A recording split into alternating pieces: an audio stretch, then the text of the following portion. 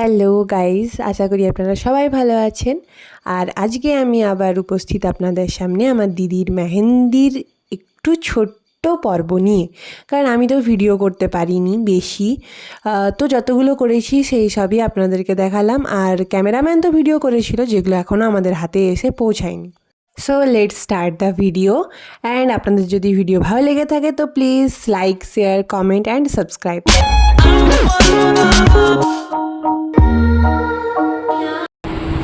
এসিটা চালানো যাবে না?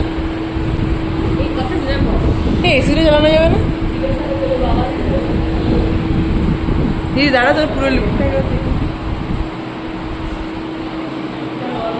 ঠিক আছে, বসে। আমার দিদিকে যে মেহেন্দি করিয়েছিল সে হচ্ছে তন্ময়। খুব সুন্দর সাজায় আর মেহেন্দিও দারুণ করে। আমাকে কিন্তু বিয়েবাড়িতে ওই সাজিয়েছিল। আর এদিকে দেখো আমার বোন ঘুমোচ্ছে। আর অনেক দিন পরে আমার মাসি আর পিসি একসাথে হয়েছে, তো তারা একটা সময় দুই বান্ধবীই ছিল। তো অনেক দিন পর দেখা হলে যা হয়, বসে বসে গল্প করছে। আর আমার দিদির যখন বিয়ে হয় তখন এইচএস এক্সাম চলছিল, তাই কোনো ডিজে ফিজে বাজেনি, তাই আমার দিদি পুরোপুরি বোর ফিল করছিল। আর তারপরেই শুরু হলো এই নিয়মটা।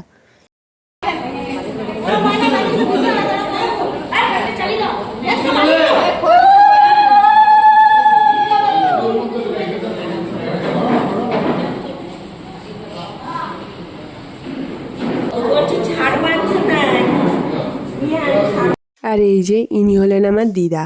তো যিনি হচ্ছে আমার মা শুদ্ধ, আমার 4 মাসি, মানে টোটাল 5 মেয়েকে বিয়ে দেওয়ার পরে পুরোপুরি এক্সপার্ট। তো সে হচ্ছে রিচুয়ালস ঠিকঠাক করার নিয়ম আর কি সবাইকে বলছিল।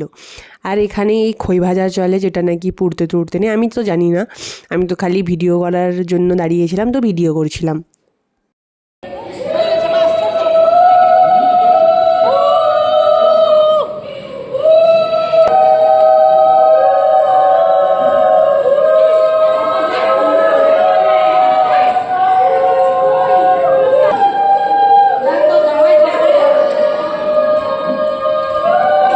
আমি তো ভাবছিলাম যে কখন খই বেরোবে, তো ফাইনালি খই ফাটা শুরু হয়েছে, মানে খই বেরোনো শুরু হয়েছে। আর ওই যে ফুটফুট করে আওয়াজটা, ওটা বেশ শুনতে বেশ কিউট কিউট লাগছিল।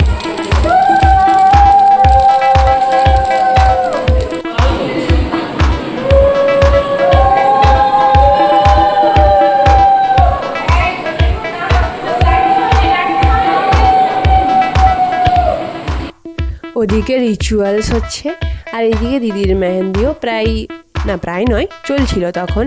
আর এদিকে সবাই মেহেন্দি করতে বসেছিল। আমার ফ্রেন্ড যে সৌমি এসেছিল, ও অ্যাকচুয়ালি মেহেন্দি করতে পারে না, তাই আমি ওর মেহেন্দিটা করে দিচ্ছিলাম।